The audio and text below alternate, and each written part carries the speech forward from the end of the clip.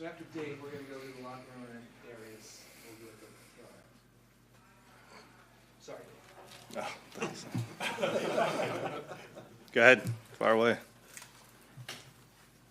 With when you're in a situation like with what Walter's going through right now, what's it like? I mean, does it change when you're looking at some of these guys that go down in training camp? Does it change how you guys might be looking out across the landscape of who you might get? Well, I guess it could be Walter or anybody. Does that change at all? At what point do you guys start really honing in, or does something have to happen around here where you're like, okay, we have to make a move of some sort?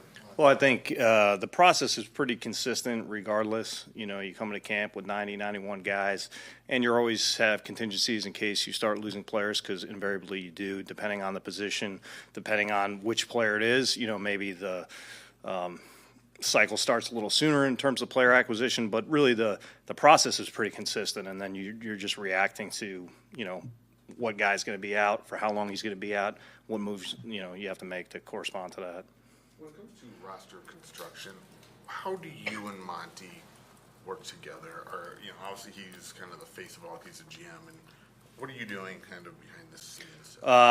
Whatever he needs me to do, really, you know, and I think all our guys right now, this is the early stages of preseason scouting. You know, our pro staff's like a bunch of rabid dogs on this game last night, like they've never watched a football game before. So they're grinding away on that game, you know. So really, it's rolling now. You know, the tape comes in.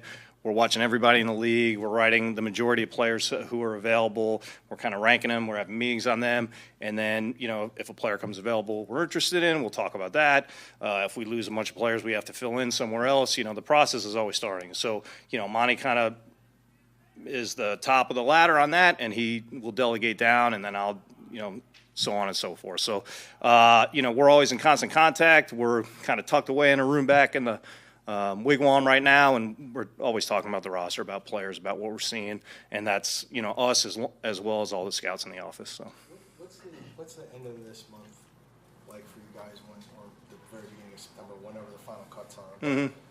I assume this is the busiest time of year, the most frantic, because of how small of a window it is? I would say the level of franticness is probably a little lesser this year than maybe it was 2 years ago, you know.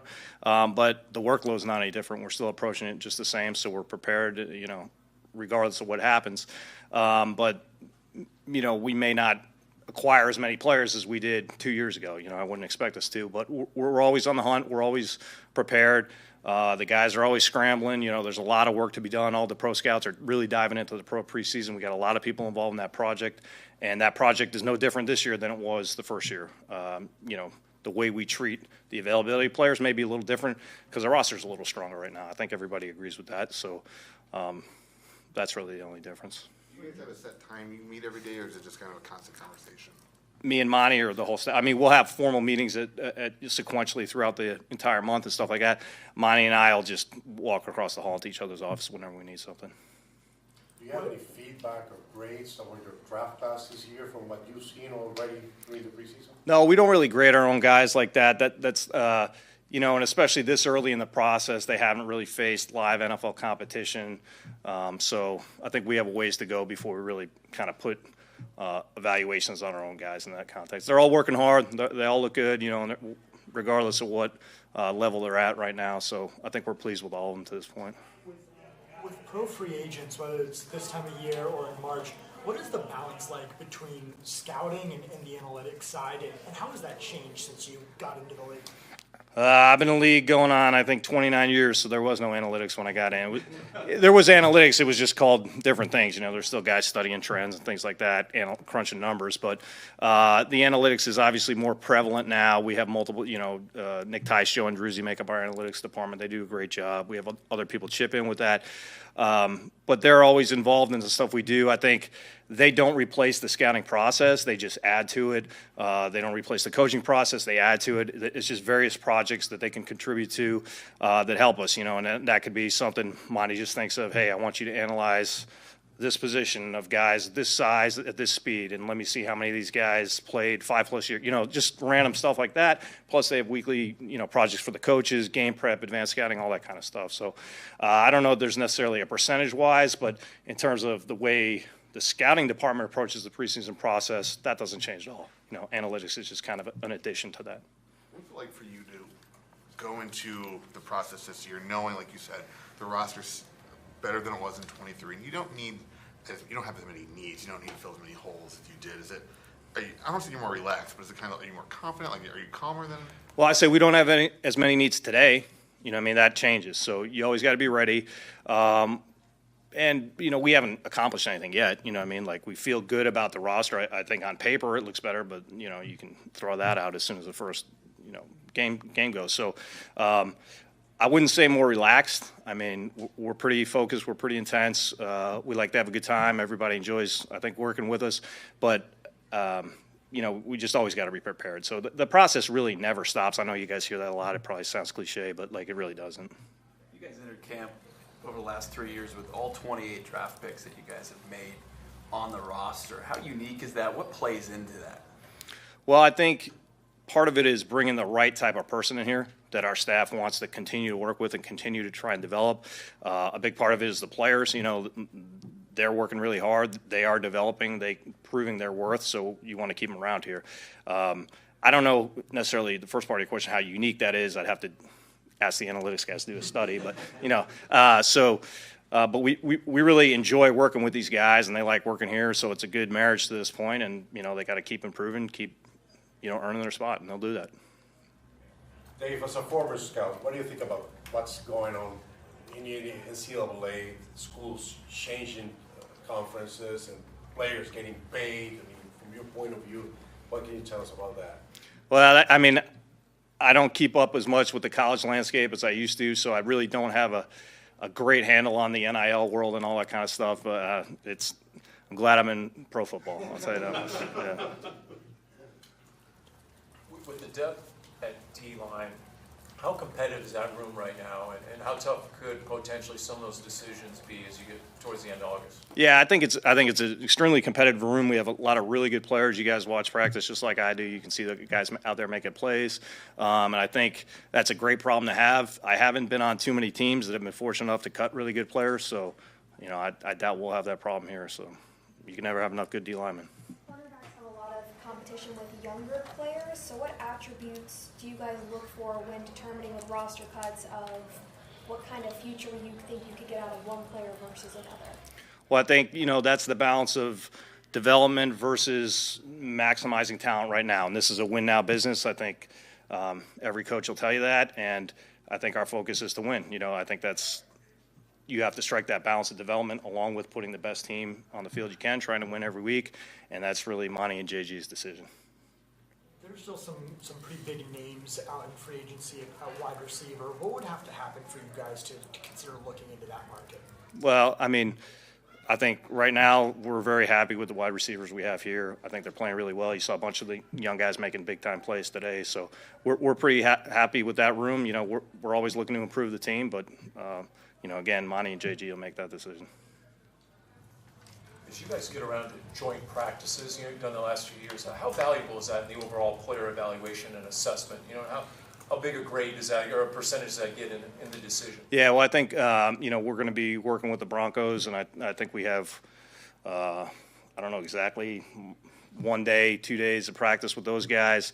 And so those are invaluable because it's, a different look against people we haven't seen. By that time, we're seeing them go against our guys for 2+ weeks or whatever it is, So it's a nice change of pace for them. Usually gets their competitive juices flowing, and you see some different looks and stuff like that. So it's a piece of it. I don't want to say it's weighted more than the 2 weeks leading up to it or anything like that. It's just another piece of the puzzle. Dave, thank you. Thanks. Appreciate it, guys. Thank you. And I lied, Darius is actually going to go next. Here he comes, through this door. Come on, here we go. Yes, Darius. Sorry.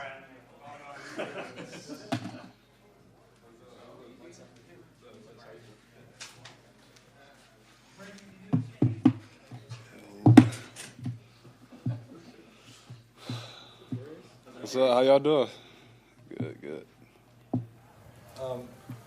Nick was in here earlier today and he was talking about how he was excited to kind of watch how your pass rushing went. He was talking about today a little bit, but just in general, I'm curious where you kind of see your pass rushing right now. Do you feel pretty confident with where it is right now? Do you see the spots you needed to improve? How are you kind of looking at that right Yeah, I kind of think about it just as confident, but it's like each day, like getting sacks and rushing is hard. So just make sure you have that confidence with your approach and doing some good things, but also some things I still want to improve based on like the different alignments he puts me in.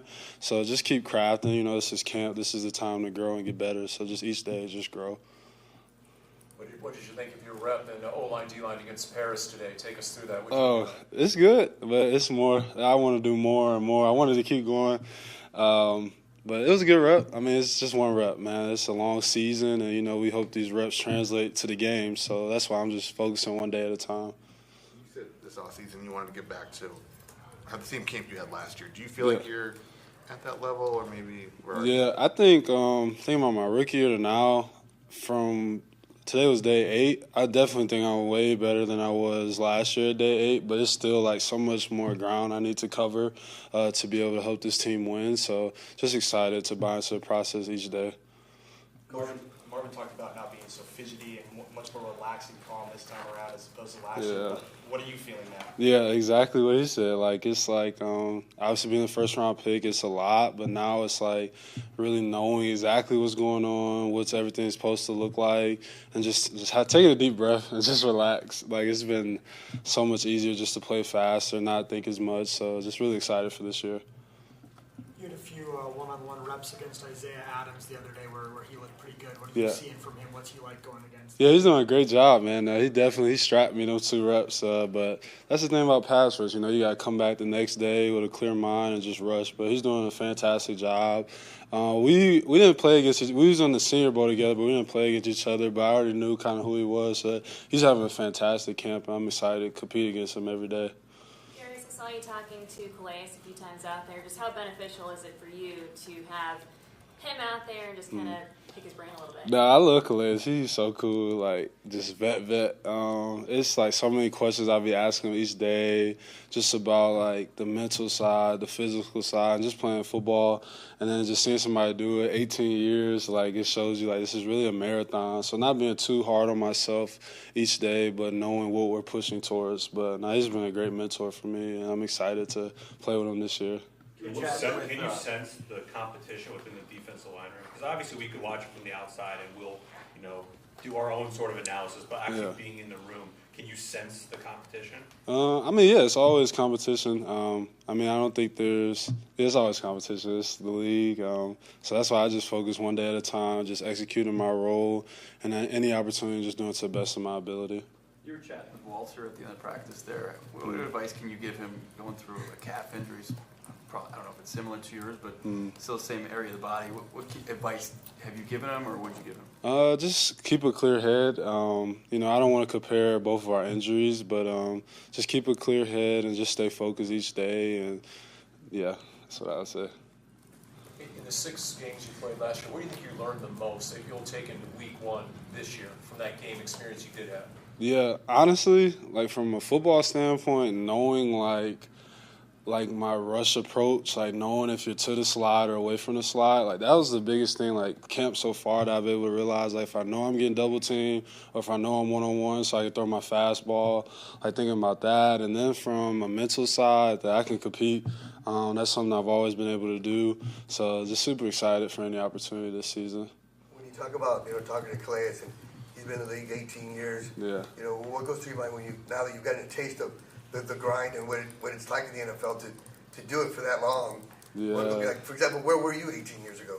Shoot, probably elementary school somewhere, just hanging out. But he's awesome. Like, I'm so glad he's here. Like, just from all the old tape we watch of him and now, and like he's still like really dominant. Like, I don't think just because he's older, like I hope people don't think just because he's older, like he's really, really good, like really good. So I just be trying to learn as much as I can from him each and every day, and he's a great teammate. What can you tell us about Josh Sweat? Josh Sweat? Has he shared any Super Bowl stories with you? A little bit, but we just be talking a lot, just having fun. Super thankful he's here as well. Like, we've had some good rushes together, and just super excited to see where we can go this season. Thanks, Thanks, man.